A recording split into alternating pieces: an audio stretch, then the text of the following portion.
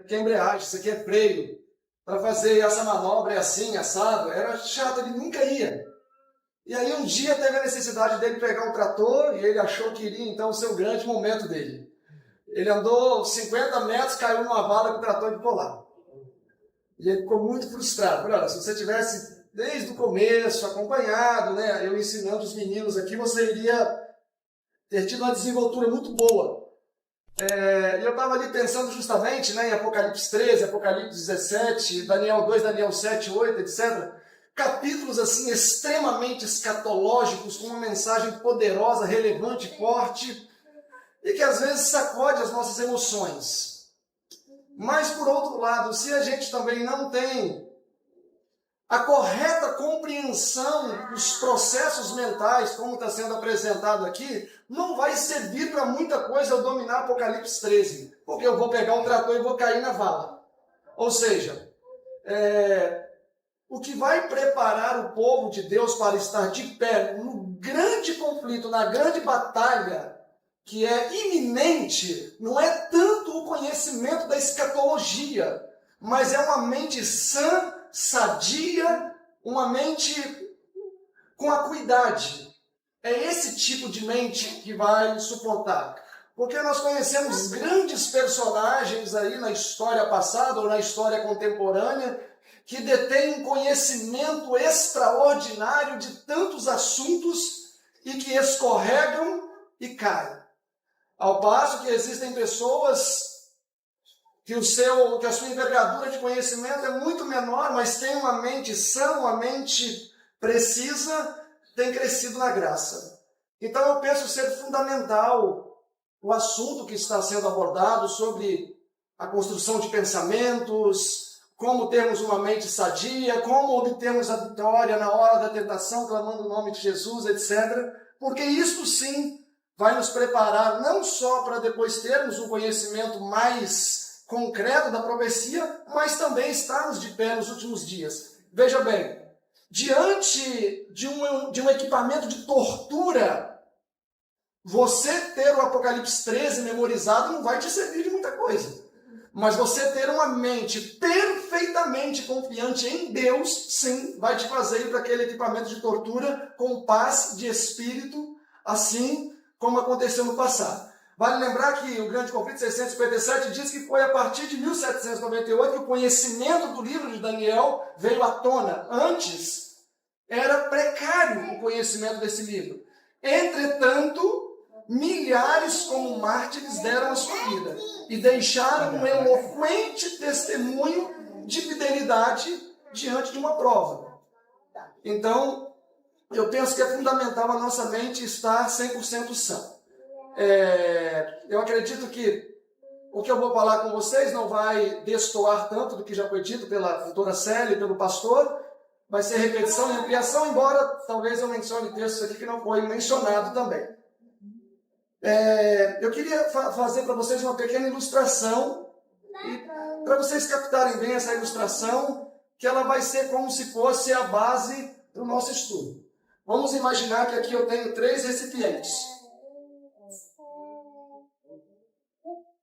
3 recipientes.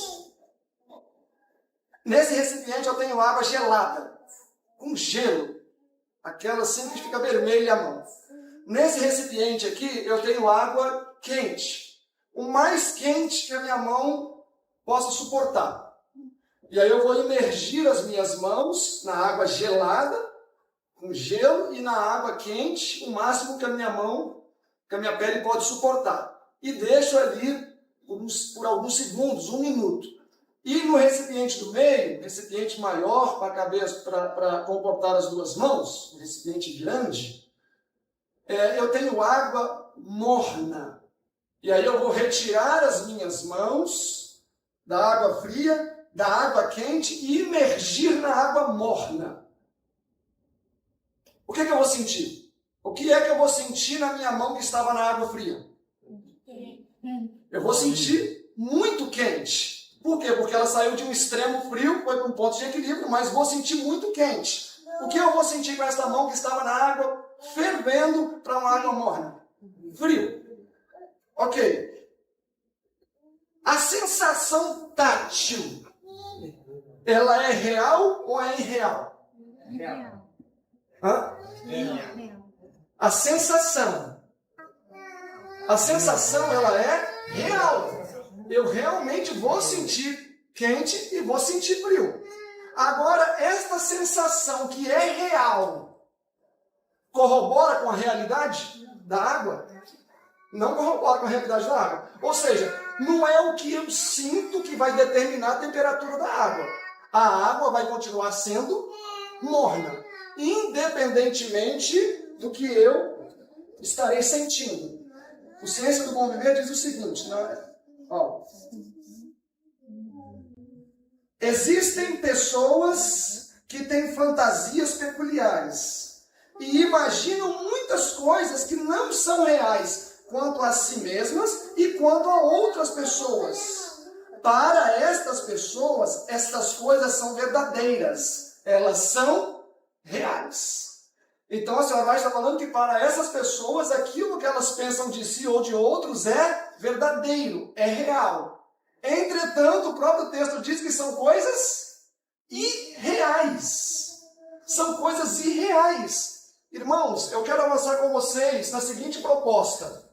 Os nossos pensamentos e sentimentos, em grande parte, embora entendamos que existe a nossa memória existencial, um grande banco de dados, mas os nossos pensamentos e sentimentos, e depois eu quero falar um pouco sobre isso também, mas eles em muitos casos são resultado do imediato.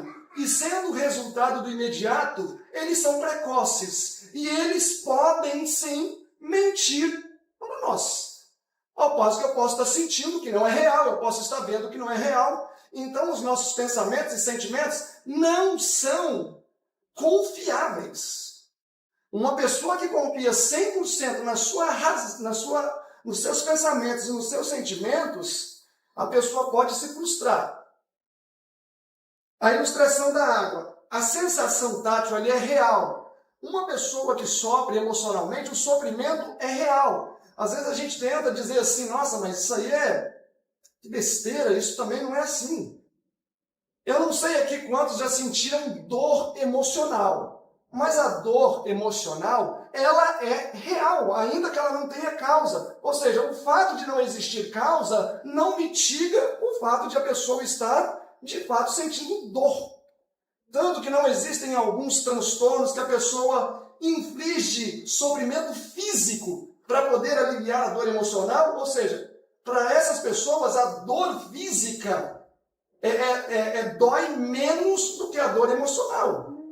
Então é muito comum você ver pessoas com os braços cortados, com o corpo cortado, porque quando ela submete o seu corpo à dor física, traz alívio à dor emocional. Então o fato de não ser real não quer dizer que não exista sofrimento. Não quer dizer que não exista dor. Por isso nós não podemos menosprezar uma pessoa que sofre por dores emocionais. Isso é real. Olhem só comigo esse texto aqui do Ciência do Bom Viver, página 240. Diz assim: a doença é muitas vezes produzida e com frequência grandemente agravada por nossa imaginação. O livro CSS, Conselho sobre Saúde, 342 diz: 90% das doenças têm origem na mente. Então o texto aqui está dizendo que a doença é muitas vezes produzida e com frequência grandemente agravada pela imaginação. Muitos que atravessam a vida como pessoas inválidas poderiam ser sãs se tão somente pensassem que eram sãs. E o que acontece com essas pessoas? Muitos julgam que a mais leve exposição lhes ocasionará doença e produzem-se os maus efeitos exatamente porque são esperados. Muitas pessoas descem à sepultura por doenças de origem inteiramente imaginária. Muitas pessoas descem à sepultura com doenças inteiramente imaginárias. E eu nem me sinto talhado, talvez a Célia conseguiria fazer isso com certeza, porque eu não consigo pensar qual doença mata uma pessoa, gente. Imaginária. Porque aqui ela está falando de muitas pessoas que descem à sepultura são por doenças que não existem. A pessoa pensa que tem aquela doença, aquilo vai se agravando até tomar conta da pessoa. Eu até conversava com o Link ontem, um obreiro viajeiro, e ele trabalhava no hospital, na limpeza, no Paraná. E lá ele acompanhou um caso de uma mulher tremendo, que teve gravidez psicológica. E ele falou que a barriga da mulher cresceu mesmo, a mulher dava leite e era psicológica a gravidez. Ela não estava grávida. Então a nossa mente tem um poder tremendo. E se a gente não começa, no mínimo, a questionar um pouquinho as coisas, a nossa mente tem potencial para nos elevar, mas também tem um grande potencial para nos destruir. O texto diz o quê? Muitas pessoas que poderiam ter tido uma vida normal passam a vida inteira como inválidas, simplesmente porque assim criam que é. Que tremendo, que tremendo. Amados, nós precisamos começar a questionar. Nós precisamos começar a questionar a realidade daquilo que eu creio.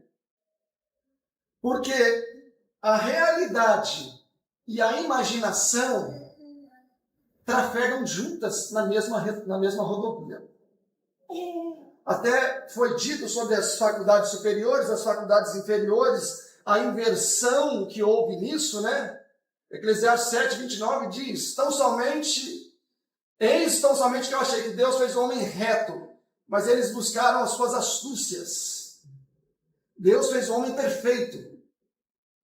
Gênesis 2:16, e ordenou o Senhor Deus dizendo ao homem, de toda a árvore do jardim comerás livremente, mas da árvore que está no meio do jardim não comerás. Verso 17, porque no dia em que dela comerdes, certamente morrerás ou morrendo morrerás. O homem entraria no processo de morte.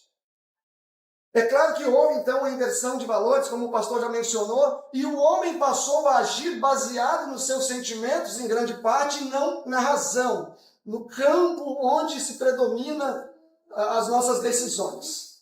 E aí nós temos dificuldade de distinguir o que é real ou o que é uma fantasia da nossa mente.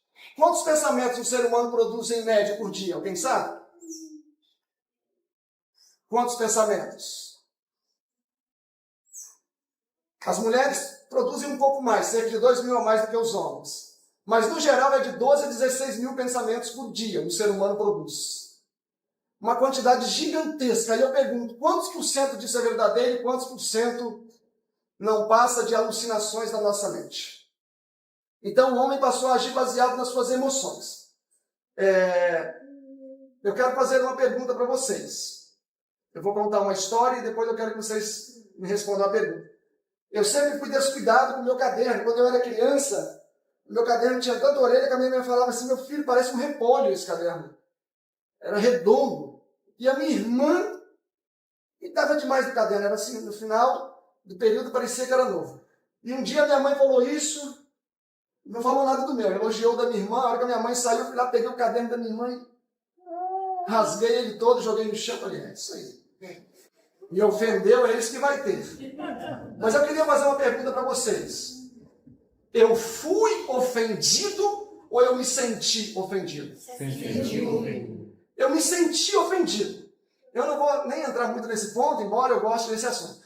Eu me senti ofendido onde não houve ofensa. Então, vocês concordam comigo que sentir-se ofendido e ser de fato ofendido, existe um hiato, um período assim muito grande. Tanto que a própria história de Caim e Abel, né, o pastor explanou o verso 7, né? Se bem fizeres no excesso será aceito, se não fizeres o bem, o pecado já pode, sobre ti será seu desejo, mas sobre ele deve dominar. Os dois versos anteriores, Deus disse assim, Caim, por que decaiu-se o seu semblante e você se ofendeu? Se bem fizeres no excesso que serás aceito. Interessante que Caim ofendeu-se contra quem? Contra Abel. Abel fez alguma coisa com Caim? Foi Deus que escolheu Abel em detrimento de Caim. Abel não tinha nada a ver com a história. E qual foi o resultado? 4:8. E estando os dois no campo, eis que Caim levantou-se contra o seu irmão Abel e o matou. Pergunto, com base em que Caim matou Abel? Ele matou Abel com base em um sentimento não real. Porque em momento algum Abel havia ofendido Caim. Então ele acreditou nas insinuações da sua própria mente. E o resultado foi que ele tirou a vida de uma pessoa. Então, amados, aquilo que eu sinto nem sempre reflete a realidade dos fatos.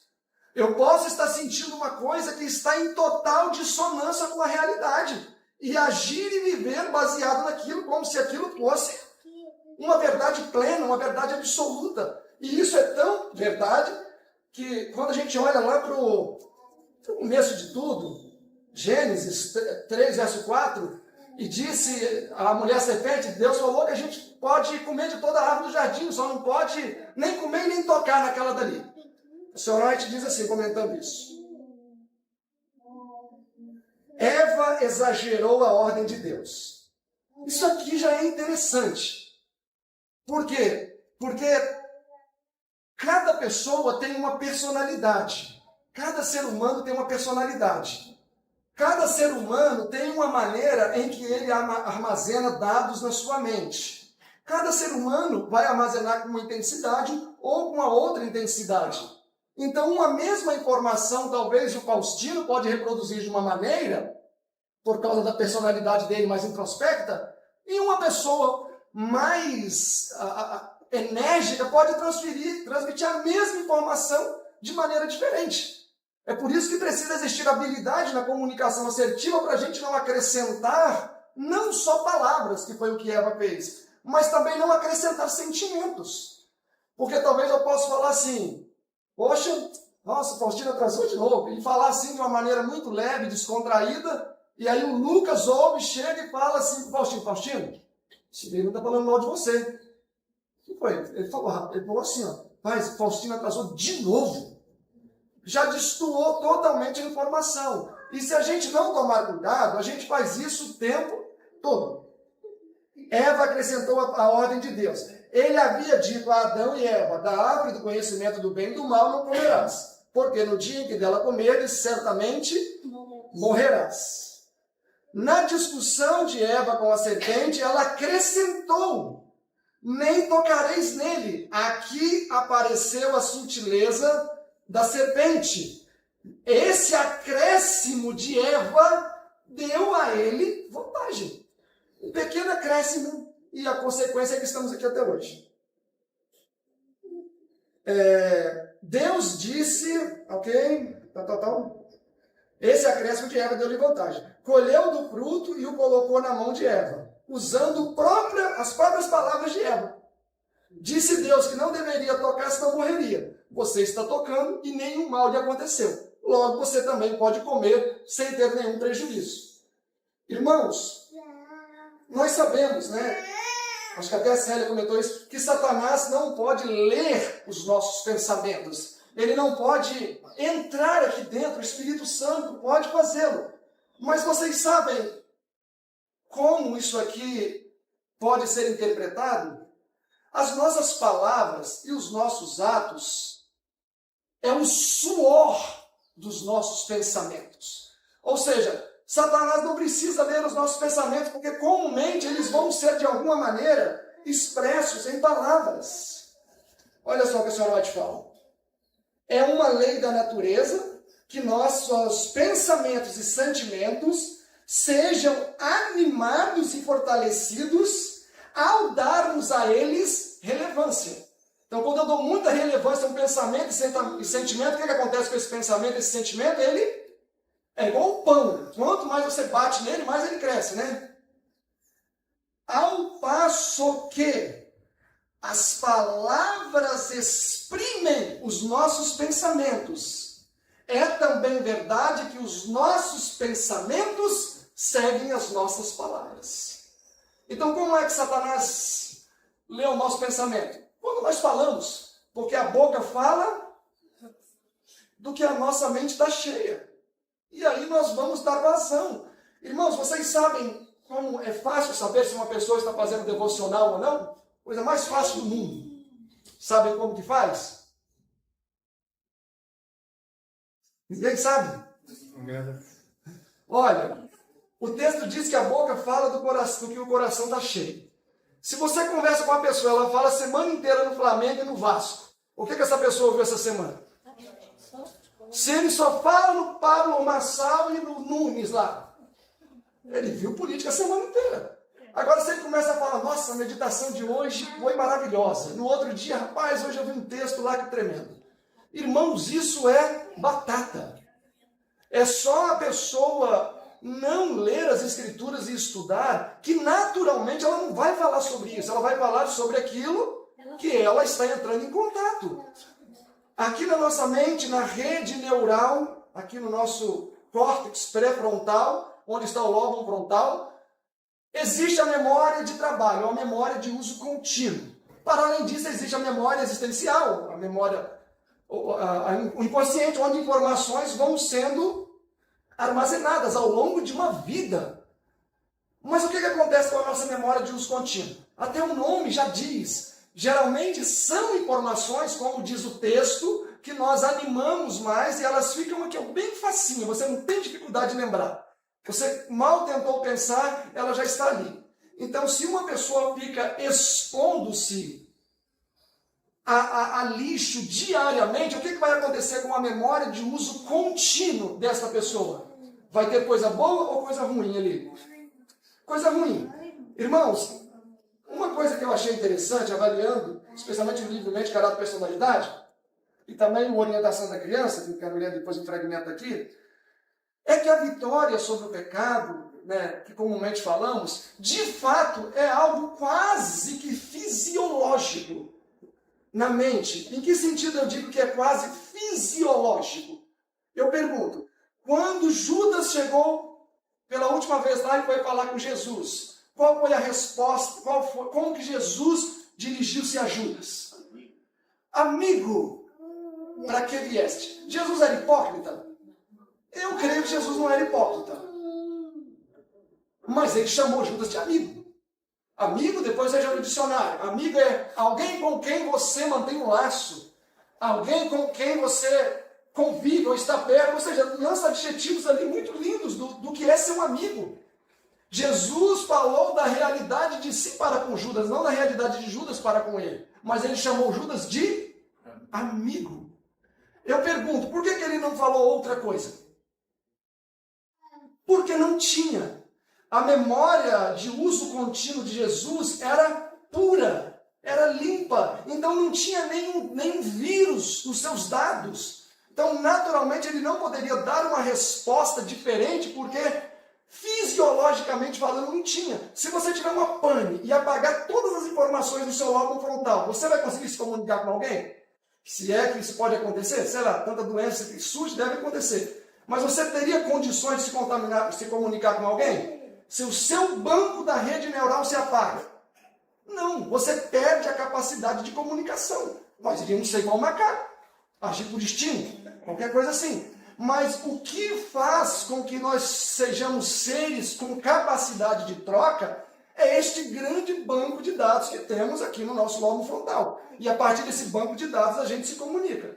No caso de Jesus, não teria como sair outra coisa, porque o banco de dados dele não tinha nenhum vírus. Então iria sair aquilo mesmo.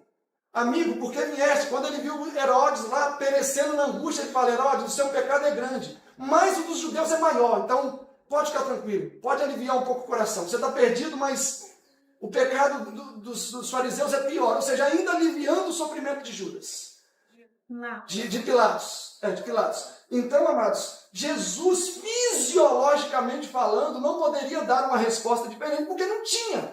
Ele tinha purificado, ou nunca contaminou, por uma só palavra, o seu banco de memória de uso contínuo. Aí eu pergunto, isso vai acontecer com o ser humano? Isso vai acontecer com o ser humano? Vamos ver se vocês estão afiados e estudando. Isso vai acontecer com o ser humano?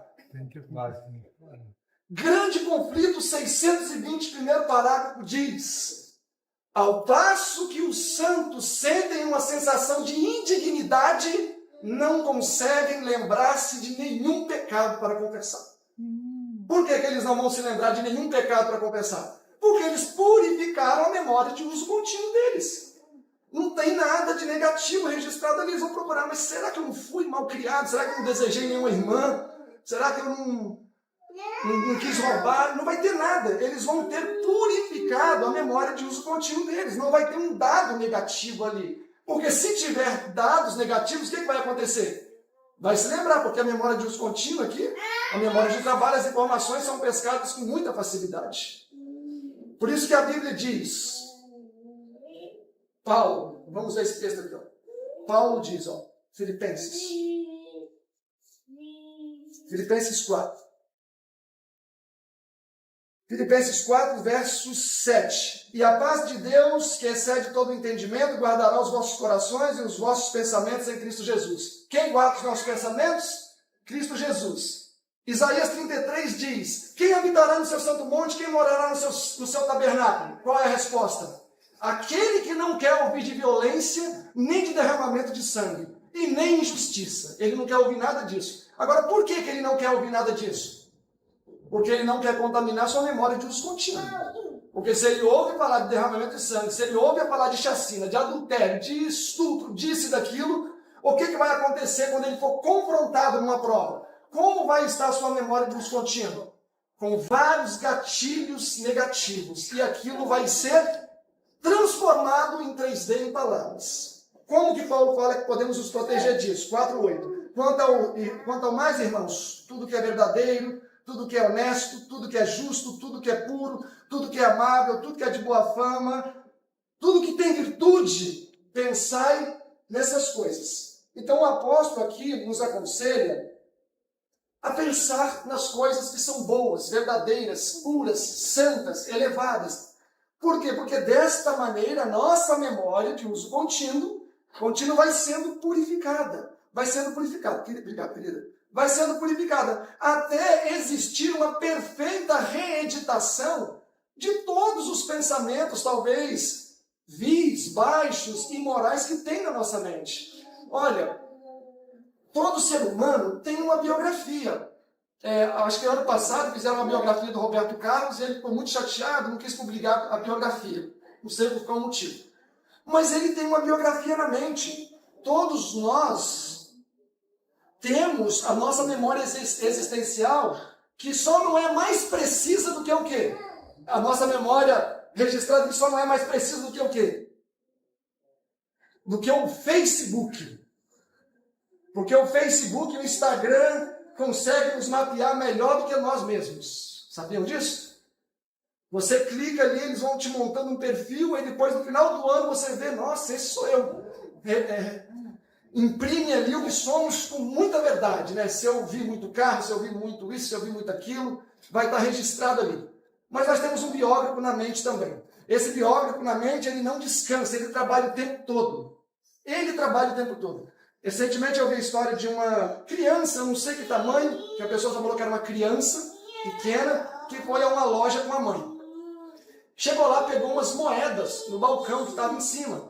E aí a pessoa que trabalhava ali brigou com a criança, chamou a mãe da criança, falou, olha, ela roubou as moedas aqui, era uma menina. E aí a mãe ficou envergonhada, e veio outro vendedor e fez ali uma situação delicada. Aí a mãe, muito envergonhada, começou a brigar com aquela criança, pegou a criança pela mão e foi embora. E aí chegou em casa, o pai viu a mãe muito agitada, falou, olha, essa menina me fez passar uma vergonha hoje. E aí o pai olhou para a menina, tadinha, que só tinha olho na cara, não tinha mais nada, de tão assustada que estava. E aí ele perguntou o que aconteceu, falou, olha, ela roubou dinheiro lá, essa menina vai ser uma ladra. E aí o pai pensou, eu preciso fazer algo urgente, ou isso aí vai traumatizar essa criança e a memória dela vai ficar prejudicada, sensação de culpa, etc. E ele agiu rápido, ele perguntou quanto que ela pegou lá. Tanto de moeda. Aí ele pegou, foi na carteira e deu 10 vezes mais e deu na mão dela. Ele falou, olha minha filha, eu tenho mais medo de perder do que você se tornar uma ladra. Aí a criança ficou calma, E o pai foi trabalhando com o tempo. E depois ela maior, com 15 anos, ela fez um agradecimento especial para o pai. E ela falou assim, no meu dia de maior dor, de maior vexame, de maior vergonha, o Senhor, pai, mostrou para mim que eu era mais importante do que os meus atos, mesmo que sejam maus os meus atos. E eu nunca vou esquecer isso. Então aquele pai agiu rápido e conseguiu fazer com que um trauma não fosse gerado. João 3,16, porque Deus amou o mundo de tal maneira que deu seu Filho unigênito para que todo aquele que nele crê não pereça, mas tenha vida eterna. Então o homem merecia o quê? A morte. Deus no ato ali, ele interviu e falou o quê? Não, eu vou pagar. Romanos 5,10. Nisto é manifesto o amor de Deus, em que Deus morreu por nós, enviou Jesus por nós, e morreu por nós quando nós éramos ainda pecadores. Então nós éramos essa criança que roubou as moedas, e Deus não nos deixou a nossa própria sorte. Ele sabia que aquilo ali poderia fazer com que essa criança crescesse com um sentimento de culpa. Irmãos, vocês sabiam que o sentimento de culpa destrói a utilidade de uma pessoa durante a vida inteira? Vocês sabiam disso? Olha só o que diz a orientação da criança. O que uma criança ouve pode produzir impressões profundas na sua mente, que circunstância alguma poderá retirar. Uma criança que ouve, o que uma criança ouve pode produzir profundas impressões na sua mente, que circunstância alguma poderá retirar. Então, às vezes, nós vemos um adulto destruído por causa das moedas que ele pegou quando era pequena e a mãe não teve sabedoria para lhe dar. Nesse caso, teve um pai com sabedoria. Amados, o livro Lar Adventista, página 38, diz que uma palavra, esse texto, eu vou falar para vocês, sem falsa demagogia, é um dos textos da Senhora White que mais me dá medo, porque ele diz que uma palavra pode tirar uma pessoa do céu. Uma palavra. Eu também não sei tanto como isso pode se processar. Mas uma palavra pode tirar uma pessoa do céu, pode arruinar a vida de uma pessoa. Porque aquilo vai ficar registrado na mente da pessoa. E quanto mais sensível a pessoa for, mais profundo vai ser aquele trauma. E se for curado, na menor das hipóteses, vai ficar como uma cicatriz. Deixa eu só dar uma hidratada aqui na minha garganta.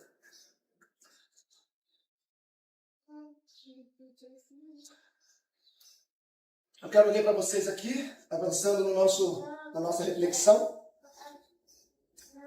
o Gênesis, capítulo 50. Gênesis 50. Gênesis 50, verso 15 diz: Vendo então os irmãos de José, todos conhecem o contexto, né? Aqui é quando o pai já tinha morrido e os irmãos acharam que José ia matar eles. Vendo então os irmãos de José que seu pai já estava morto, disseram: Porventura nos odiará José. Eles colocam como? Aqui, ó. Porventura, certeiro, nos odiará José. Já colocaram na conta de José algo que estava na mente de quem? Na mente de quem estava isso? Deles. Na mente deles. Porventura nos odiará José. E, olha a palavra forte. E certamente ele há de retribuir contra nós todo o mal que fizemos. Certamente, uma palavra forte, né? Certamente ele nos retribuirá todo o mal que fizemos. Ou seja, se os irmãos de José estivessem no lugar de José, o que eles teriam feito com José? Teriam matado ele. Teriam matado ele. E aí pediram algumas pessoas para interceder por eles. E aí chegaram e falaram: José, os seus irmãos estão preocupados. Eles estão achando que você vai matar eles. Verso 17, lá no finalzinho diz: E José, ao ouvir isso, chorou. Ele chorou. E disse: Estou eu no lugar de Deus para poder fazer essas coisas? Irmãos, quando nós não controlamos um pouco os nossos pensamentos, nós não só corremos o risco de sofrer desnecessariamente, sabe? Porque nós pensamos muito, sabe?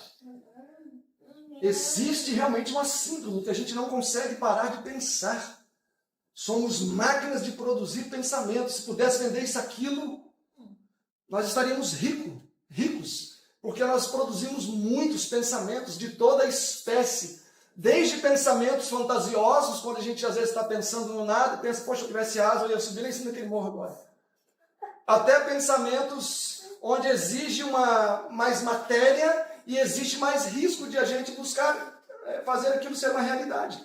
O problema é que quando nós devagamos muito nos nossos pensamentos, não é só nós que sofremos. Olha o que o Sr. White diz assim. Uma ação errada pela repetição frequente vai deixar uma impressão perene na nossa mente e também na mente daqueles que estivermos associados. Então o problema atinge só a mim? Vou ler de novo. Uma ação errada pela repetição frequente, aí é o que está aqui no lado de cá, atos repetidos em dado sentido tornam-se hábitos. Uma coisa que fazemos uma vez, somos mais aptos a fazer uma segunda vez. Uma ação errada pela repetição frequente deixa uma impressão perene na mente de quem a pratica e também na mente daqueles que convivem com esta pessoa. Então as nossas loucuras e os nossos desvaneios não é uma semente que floresce só no jardim do meu coração. Isso também floresce no coração de quem me cerca. E isso é tão verdade que está aqui no Desejado de Todas as Nações, sobre João Batista, página 214, diz o seguinte: a vida de João Batista fora muito ativa e as sombras e a inatividade da prisão pesavam fortemente sobre ele. Ao passar semana após semana sem trazer nenhuma mudança, ele ficou muito desanimado. Seus discípulos não o abandonaram.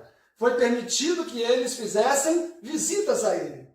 Mas olha só, os discípulos indagavam com João: João, se esse novo mestre é o Messias, por que ele não faz nada para você ser solto?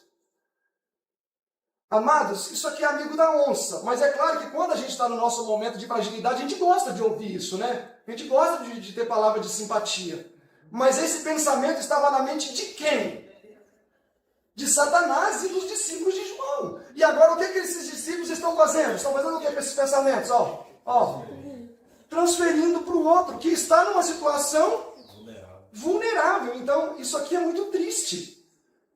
E não pensem que talvez nós não fazemos isso, porque se a gente não vigia, nós nos tornamos, sim, instrumentos do inimigo para poder arruinar aquele que já está ruim.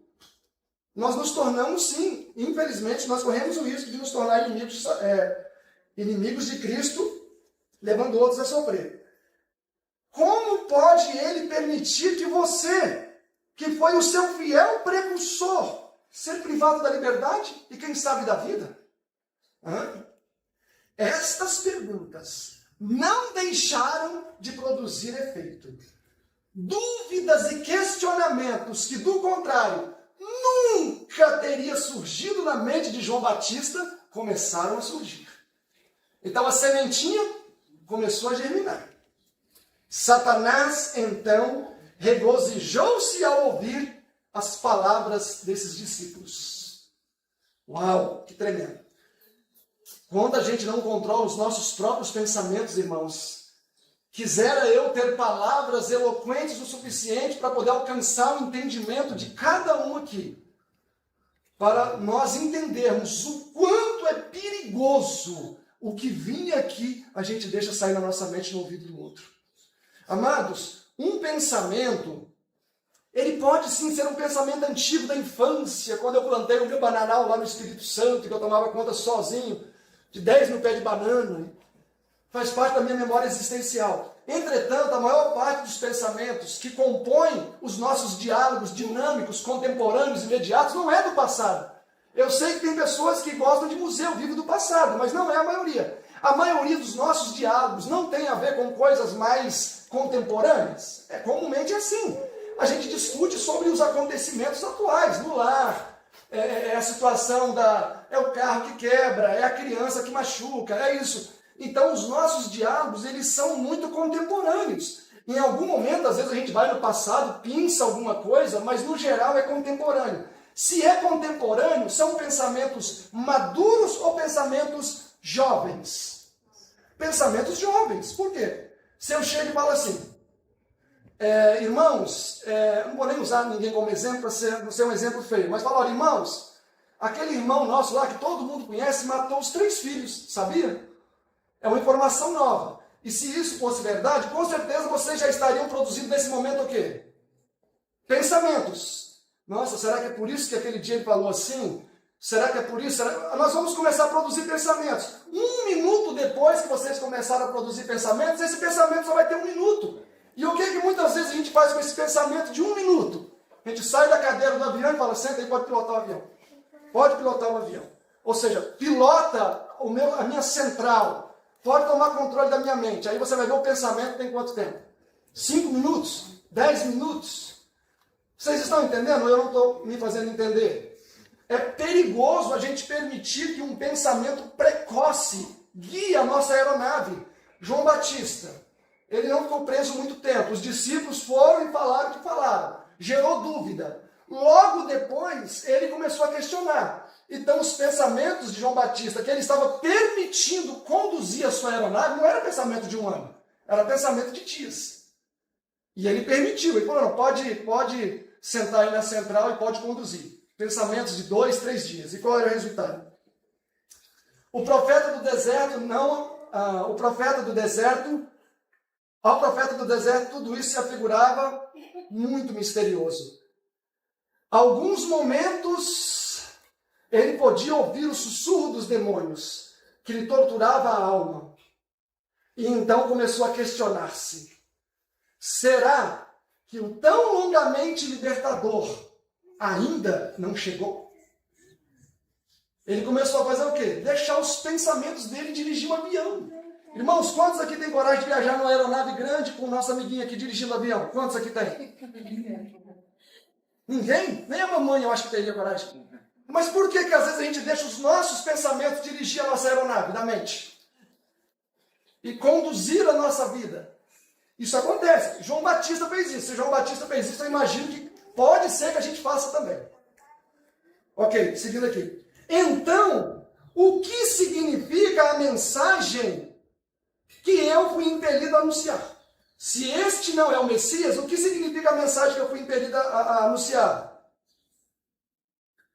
João sentiu-se cruelmente decepcionado com os resultados da sua missão.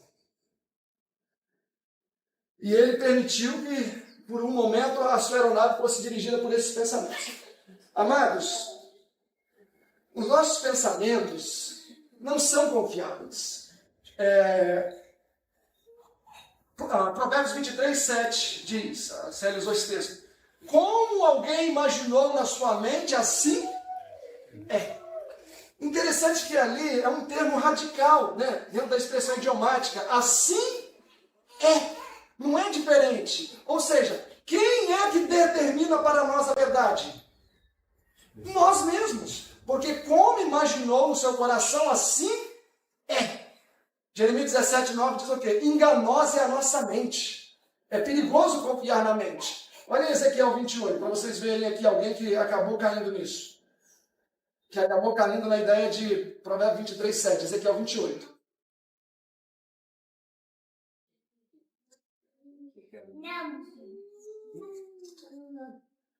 Ezequiel 28, verso 2. Nós sabemos que aqui é Lúcifer. Filho do homem, diz ao príncipe de Tiro, assim diz o Senhor Deus, porventura, o teu coração se elevou e disseste, o que ele disse? Eu sou Deus. E no trono de Deus eu me assento. Então Lúcifer chegou a crer que era quem? Irmãos, ele de fato acreditava que era Deus. Por quê? Como imaginou no seu coração, assim é. E é interessante o texto, né, do Ciência do Bom Viver, que fala que às vezes a gente olha para uma pessoa e pensa que a pessoa é aquilo, e para a gente é aquilo mesmo. E aí você vai poder chegar e falar ao contrário, olha, eu acho que não. Eu até gosto de usar o exemplo do Helder, e como ele não está aqui, eu posso falar mal dele. Que uma pessoa uma vez falou assim, Silverino, eu não conhecia esse lado do Helder. Falei, como assim? Falei, ele é muito agressivo. Aí eu olhei para a pessoa assim, era uma pessoa que trabalhou com a gente. Eu falei, você está falando sério não, né? Claro, você não percebeu. Eu pensei, olha, por que não percebeu, meu irmão? Por que não percebeu foi você. Mas por mais que a gente tenha pensado 2 horas eu tentando mostrar para ela que o Helder é um homem manso, terno, amoroso, ela foi embora achando que o Helder era um tirano agressivo. Mas por que ela cria nisso? Porque assim ela imaginou no coração. Então é o que o texto do Ciência do Bom Viver diz, que às vezes nós atribuímos algo a uma pessoa que se torna uma verdade absoluta onde? Aqui, não ali. Ou seja, se torna uma verdade absoluta na minha mente, mas não é o que a pessoa é. Mas aquilo para mim vai ser uma verdade. Olhem comigo aqui, Mateus, capítulo 12. Mateus 12. Todos estão lá? Mateus 12.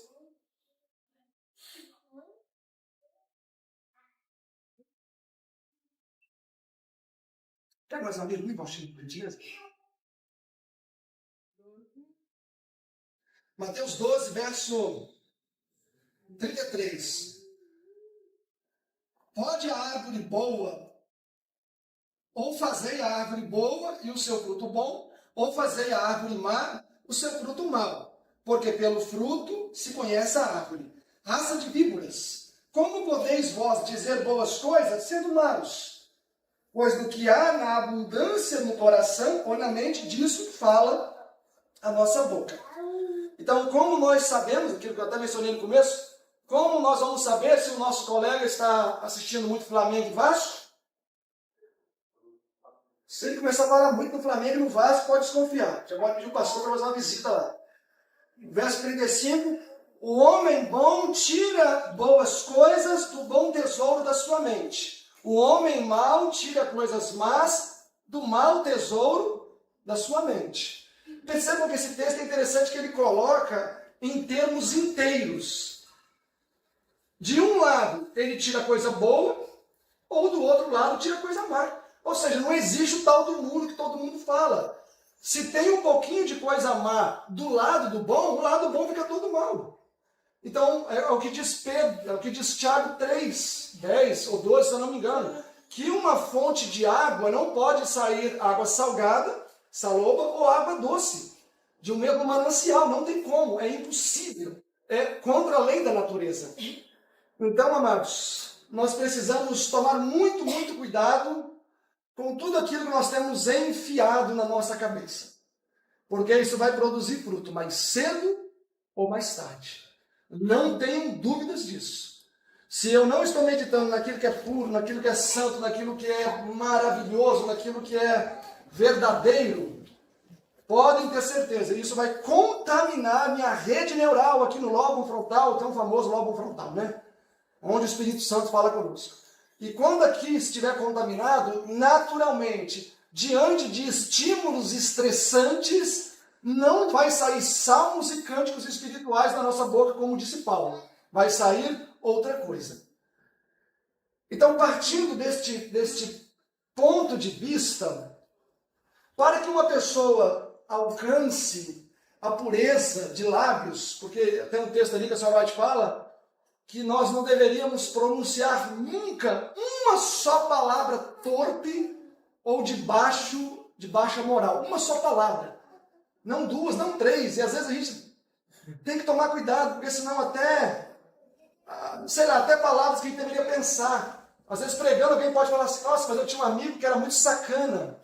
Aí, será que para um cristão a palavra sacana é uma palavra boa de estar no nosso vocabulário ou não?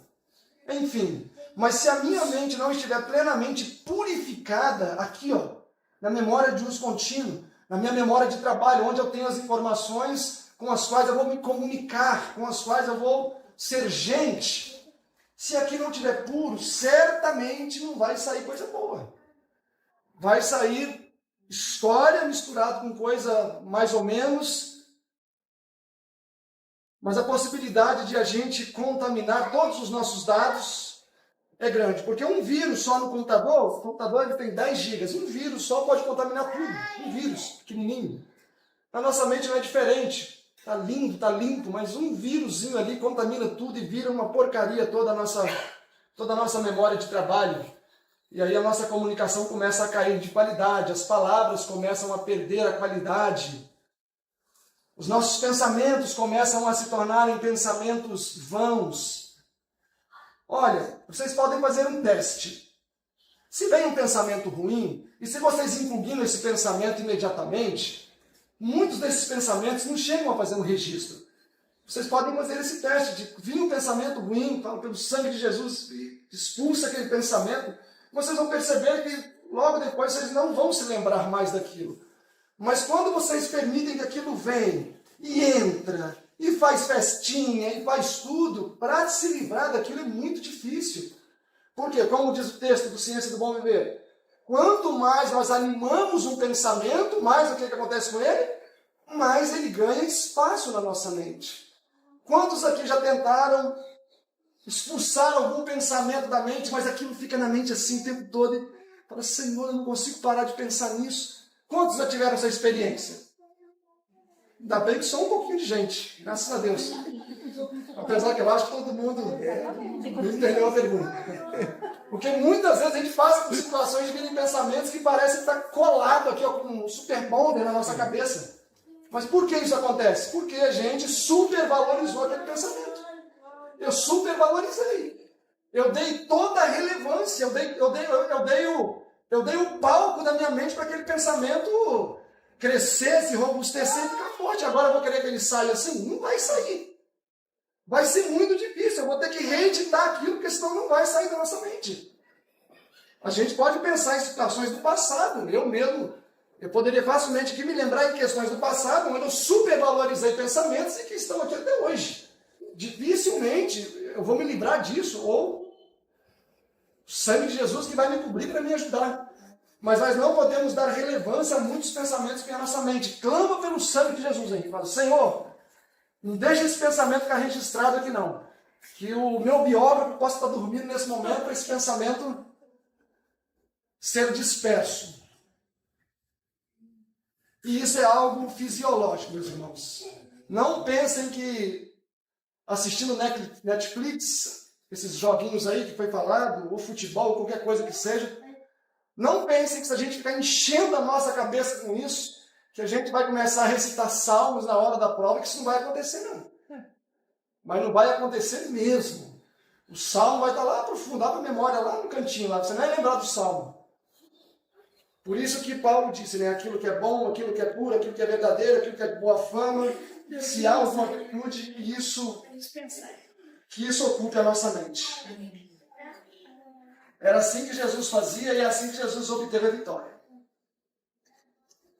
Quando Jesus chegava num lugar onde os comentários não eram os melhores, o que ele fazia de segunda noite? Quantos aqui já leram? Ele puxava a conversa para ele. Ou em outras ocasiões, o que ele fazia? Começava a cantar. Ele cuidava da mente dele. Por que Enoque? O Senhor Norte fala que Enoque, às vezes, em alguma viagem, ele sabia que aquela cidade era um centro muito corrupto. Ela fala que ele dava a volta por fora da cidade e seguia a jornada dele. Ele queria manter limpa a sua mente. Efésios 5 diz que Deus havia buscado uma igreja pura, limpa, sem mancha e sem ruga. E isso é completo, não é que a pessoa fez por tóxico e plástica, não. Isso aí é que a pessoa está com a sua mente perfeitamente limpa, não tem nenhuma escória registrada ali dentro. E Jesus nos deu o exemplo disso. Evitar ouvir aquilo que é negativo, evitar falar aquilo que é negativo, para que a nossa memória de uso contínuo não fique contaminada. Então, toda vez que vir um pensamento ruim, expulsa. Fala, Senhor, leva para longe de mim esse pensamento. Que possa ser como Jesus. Que isso não tenha nada em mim. Amém? Amém.